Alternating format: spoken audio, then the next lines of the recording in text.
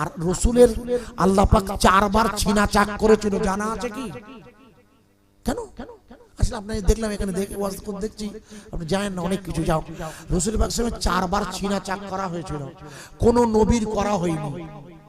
কোন নবীর সিনা চাক করে, সিনা মানে বুক চেরা, আলাম নাশরা লাকা সাদরা, এই বুকটা রসুল চিরে ফেলেছিল 4 বার।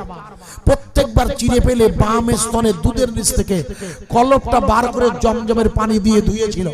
শুনে নেন, প্রথমবার রসুলের বুক চেরা হয়, ওনার বয়স তখন 2 বছর। অধিকাংশ ঐতিহাসিকের মতে মা হালিমাতুস সাউদিয়ার বাড়িতে তখন অবস্থান করছেন উনি, সেই সময় ওনার বুকটা প্রথম চিরে ফেলা হয়। চিরে ফেলে জমজমের পানি দিয়ে ধোয়া হয়েছিল, জমজমের পানি। আমার কথা বোঝা যাচ্ছে কি? আচ্ছা, আপনাদের মাথায় আসে না যে পৃথিবীতে এত পানি থাকতে জমজমের পানি দিয়ে কেন ওটা ব্যবহার করে ধুচ্ছে? আল্লাহর কাছে তো জান্নাতে তো আবে কাউসারের পানি আছে, এই জমজমের পানি তো দুনিয়ায়, আর আবে কাউসার তো আরো উন্নত পানি, দুধের মতো স্বচ্ছ, মধুর মতো মিষ্টি। আল্লাহ চাইলে তো ওই পানি দিয়ে রসুলের ছিনাটা চাক করার পর ধুয়ে ফেলতো। আমার কথা বোঝা যাচ্ছে কি? নবীকে 4 বার ছিনা চাক করায়, বুক ধোয়া হয়, কলপটা। শুনে নেন, তারিখগুলো লিখুন।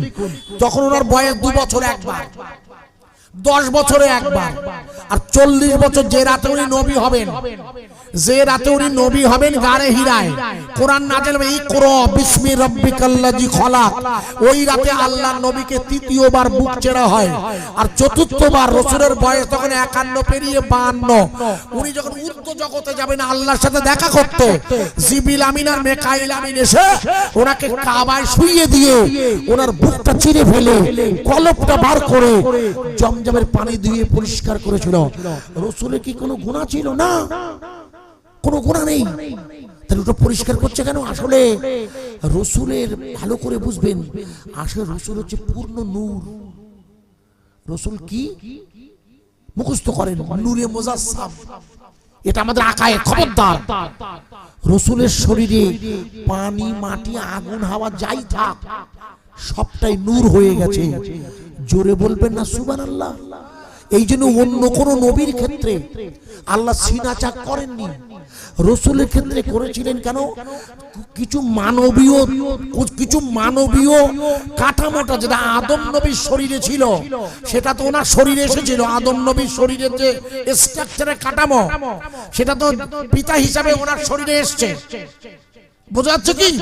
যেহেতু উনি নূর, পূর্ণ নূর, তাই দুনিয়ার কোন আদম নবী হয়েছিল মাটি দিয়ে আল্লাহর হাতে, কুদরতি হাতে আল্লাহর, আর রাসূল হলো পূর্ণ নূর। কদ জাআকুম মিনাল্লাহি নূরু ওয়া কিতাবুম মুবিন, আমি তোমাদের কাছে আমার নূর পাঠিয়েছি। নূর নূর নূর, আজি নূর এসেছে। চারিদিকে চেয়ে দেখো, আলো হয়েছে। আমাদের দেশের বিখ্যাত হিন্দু ধর্মের পণ্ডিত স্বামী বিবেকানন্দ নিজে বলেছেন, মধ্যপ্রাচ্যের আকাশে একটা উজ্জ্বল জ্যোতি এসেছে, সেই জ্যোতি হলো হযরতে মুহাম্মাদুর রাসূলুল্লাহ সাল্লাল্লাহু আলাইহি